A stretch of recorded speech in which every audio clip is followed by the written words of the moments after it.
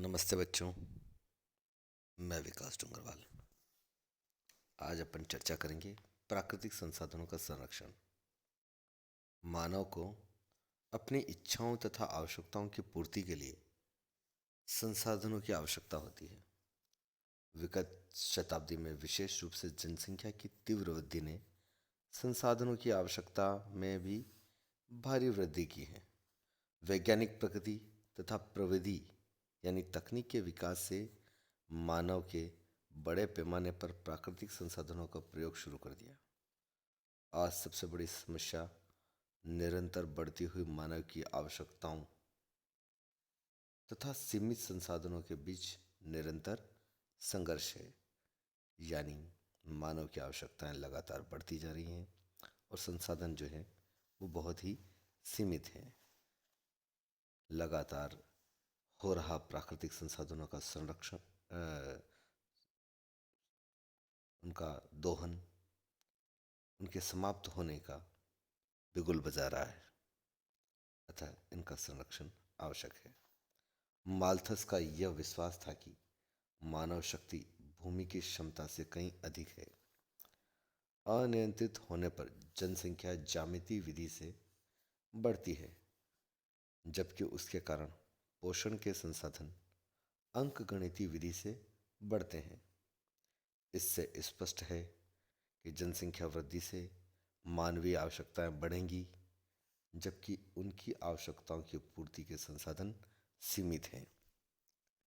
इससे ऐसी स्थिति उत्पन्न हो जाएगी कि जब अनवीनीकरणीय संसाधन कुछ समय बाद समाप्त हो जाएंगे, उत्पादन बढ़ाने के लिए हम हमें भविष्य के लिए सुरक्षित संसाधन भंडारों का भी प्रयोग शुरू कर लिया है। इसका अर्थ यह है कि हम उन संसाधनों को भी समाप्त कर रहे हैं जो भावी पीढ़ियों की संपत्ति है। यह एक गंभीर समस्या है। जनसंख्या की वृद्धि तथा प्राकृतिक संसाधनों के उपयोग में संतुलन अवश्य कायम रखना चाहिए। संसाधनों की अनुपलब्धता तथा उनकी मूल्य वृद्धि के कारण विश्व अर्थव्यवस्थाओं पर प्रतिकूल प्रभाव पड़ा है। सन 1973 के बाद पेट्रोलियम की भारी मूल्य वृद्धि हुई। भोजन उत्पादन और आर्थिक विकास की दरों में बहुत कमी हो गई। संसाधनों के अत्यधिक उपयोग से उपजी समस्याओं के अन्य अनेक उदाहरण मौजूद हैं। अनेक देशों में भूमिगत जल संसाधनों को सिंचाई के लिए उपयोग किया जा रहा है। इससे चीन, भारत तथा अन्य देशों में जल तल बहुत गिर गया है।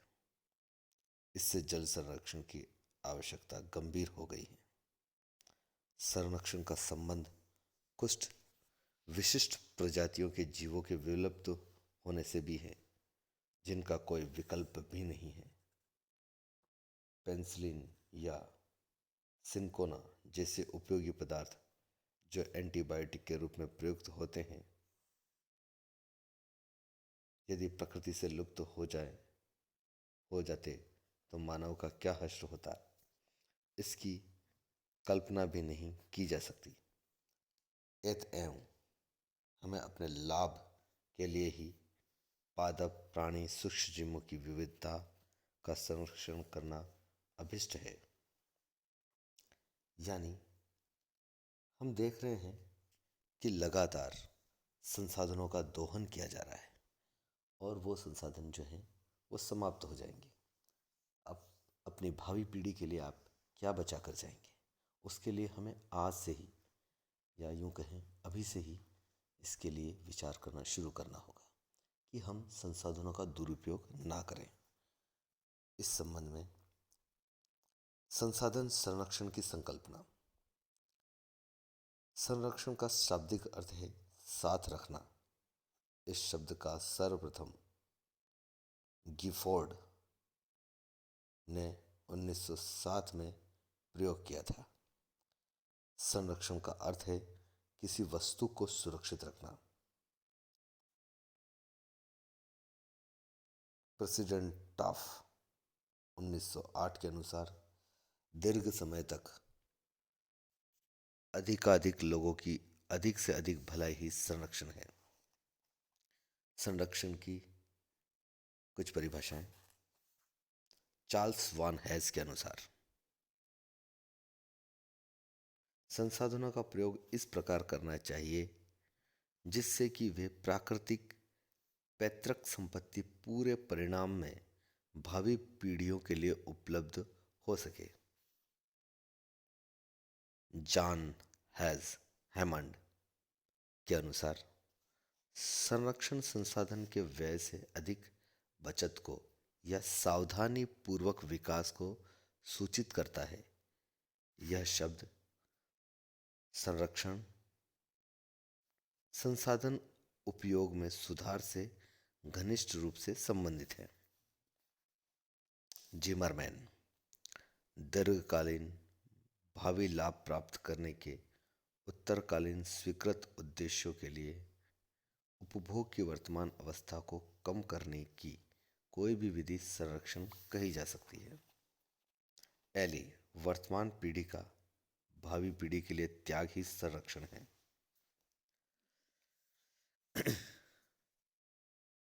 एक अमेरिकी अध्ययन समूह के अनुसार संरक्षण प्राकृतिक संसाधनों के प्रयोग से समाज में वर्तमान और भविष्य में अधिकतम लाभ की गारंटी का प्रयास है।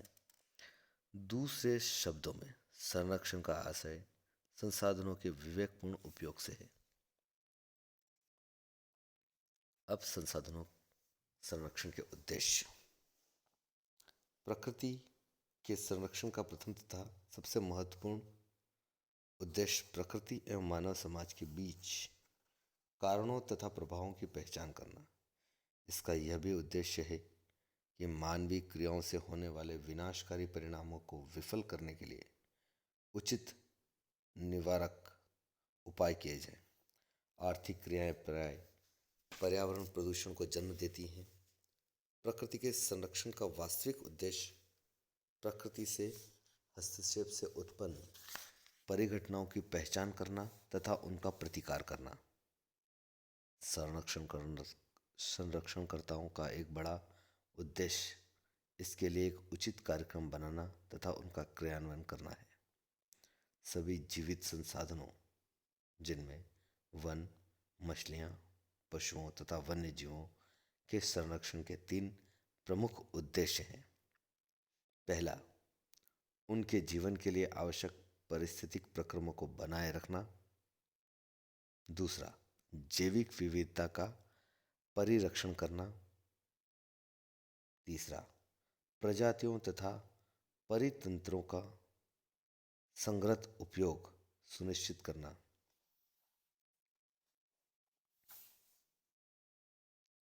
अविजित संसाधन भूमि, मिट्टी, जल, खनिज आदि अधिकांशतः क्षयशील संसाधन हैं।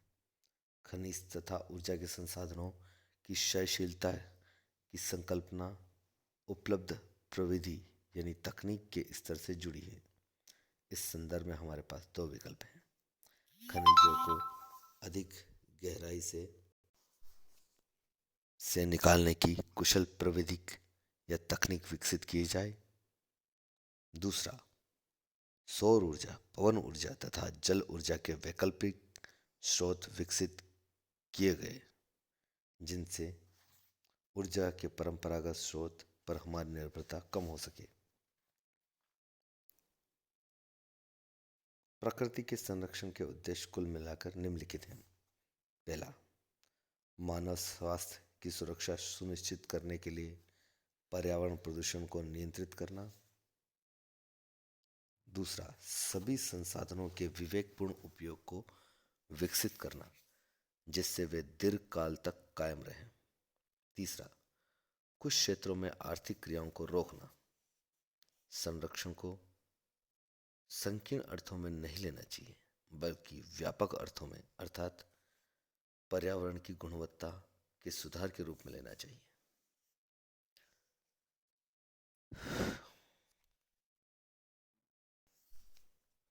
प्राकृतिक संसाधनों के संरक्षण के लिए नियोजन।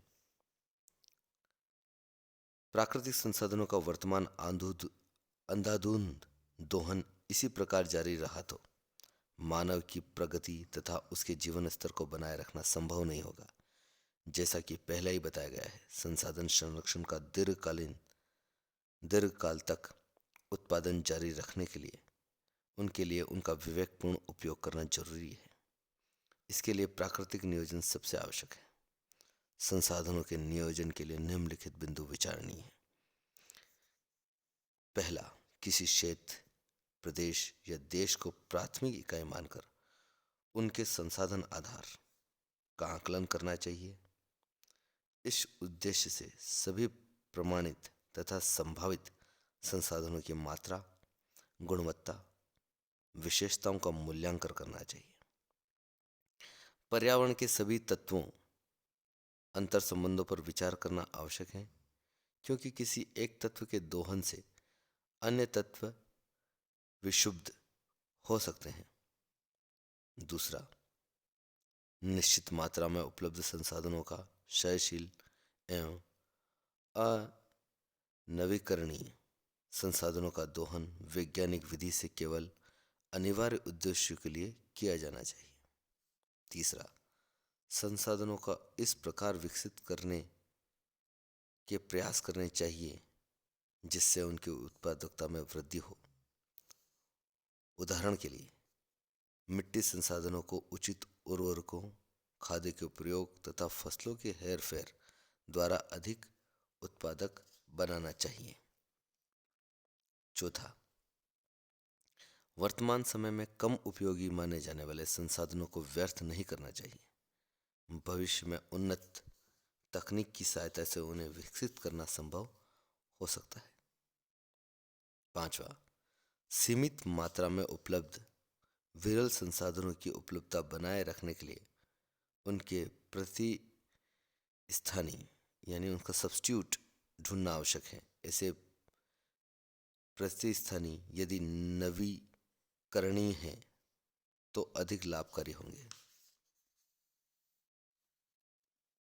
सातवां, संसाधनों का संतुलन तथा बहुउद्देशीय उपप्रयोग किया जाना चाहिए जिससे न्यूनतम उत्पादन से अधिकतम लाभ प्राप्त हो सके।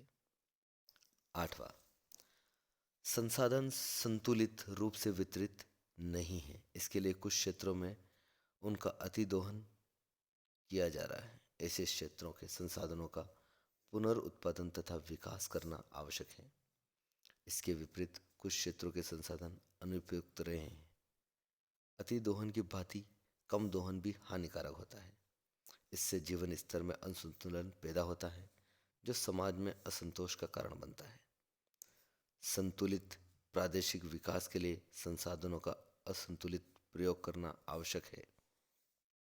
नवा, किसी देश के प्राकृतिक संसाधनों के संरक्षण के नियोजन के लिए यह आवश्यक है कि उसके नागरिक शिक्षित तथा संसाधनों के विवेकपूर्ण उपयोग में प्रशिक्षित हों। उनके बौद्धिक काल के लिए उन्हें सभी सुविधाएं उपलब्ध करानी चाहिए। 10वां, संसाधनों के संरक्षण के लिए प्रभावी कानून बनाए जाने चाहिए तथा उन कानूनों को लागू करने तथा पालन को सुनिश्चित किया जाना चाहिए। कुल मिलाकर हम ये मान लें कि हमें संसाधनों का विवेकपूर्ण उपयोग करना चाहिए। जहाँ भी हो इनका दुरुपयोग न करें। संसाधनों का दुरुपयोग करना बहुत बड़ा अपराध है। इसका सदुपयोग करना ही इनको संसाधनों का संरक्षण है। आज के लिए इतना ही।